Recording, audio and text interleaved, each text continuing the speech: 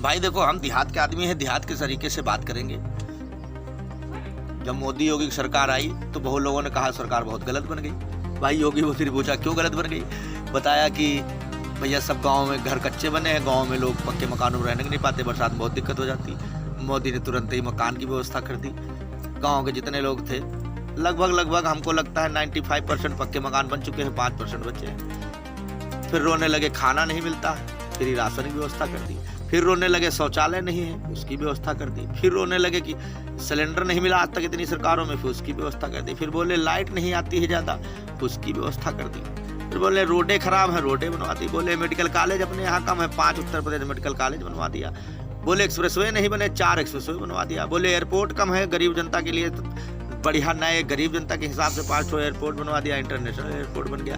बोले बच्चा स्कूल जाता है उसको कुछ नहीं मिलता, 1100 रुपया उसके खाते में आने लगे। फिर बोले हमारे पप्पा किसान है, उनके खाते में कुछ नहीं आता, 6-6 हज़ार उनको मिलने लगे। अच्छा बोले हिंदुओं की श्रद्धा है कि आज तक राम मंदिर नहीं बना, चलो उसको बनवा दिया। बोले 35 से हटा दो, धारा 370 हटा दो, उसको भी हटा दिया। फिर भी बोलते लोग काम नहीं हुआ। अरे पागल लोगों, मूर्ख, क्या काम चाहिए तुमको, कितना तो काम हो गया। फिर बहू बेटियां बोलने लगी कि जिधर से निकलो गुंडा बदमाश परेशान करते हैं, गुंडा बदमाशों को मार टुरवा के अंदर जेल में डलवा दिया, ये भी काम एक हो गया। अब इसके बाद कहने लगी कि बाबा के पास जाते बाबा चूतिया बनाते हैं, आधी बात सही बोलते हैं आधी गलत बोलते हैं, 5,000 के बजाय 11,000 रुपया मांगते हैं, उन सारे बाबाओं को जेल में डलवा दिया।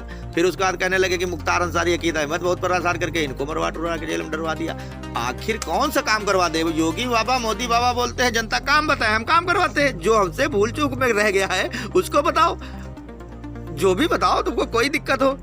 अब विरोधी क्या बताएंगे, खाली चिल्लाते हैं, मीटिंग करते हैं। तो किसान यही गांव के, अब देखो गांव में अलाव ये जल रहा, भैया बैठे हैं, ये देखो कितने लोग बैठे हैं, आग ताप रहे हैं, ये देखो आग ताप रहे हैं। यही लोग सब बता रहे हैं कि भैया गांव में हम लोगों को आते हैं, सपा वाले कहते हैं 300 रुपया देंगे तो खाना पीना देंगे, मीटिंग में चले चलो, तो भैया चले जाते हैं। वहाँ कोई पूछता वोट किसको देंगे, तो हम कहते हैं योगी बाबा को देंगे, लेकिन इनके साथ चले हैं, चलो दिहाड़ी 300 रुपया दे रहे हैं। तो बताओ, इस तरीके तो आदमी इकट्ठा करके मीटिंग में भीड़ ले जाता है। तो क्या फायदा है ऐसे राजनीति करने से? और जांच के चक्कर में अभी कोई अपने बाप की वजह से बचा है, कोई चाचा की वजह से बचा है, कोई किसी की वजह से बचा है। इसी 5 साल में उनकी भी जांच, वो भी अंदर बजे आगे, कोई पार्टी ही नहीं रह जाएगी। 10 साल बाद खाली बीजेपी की रहेगी, उसी काम चलेगा।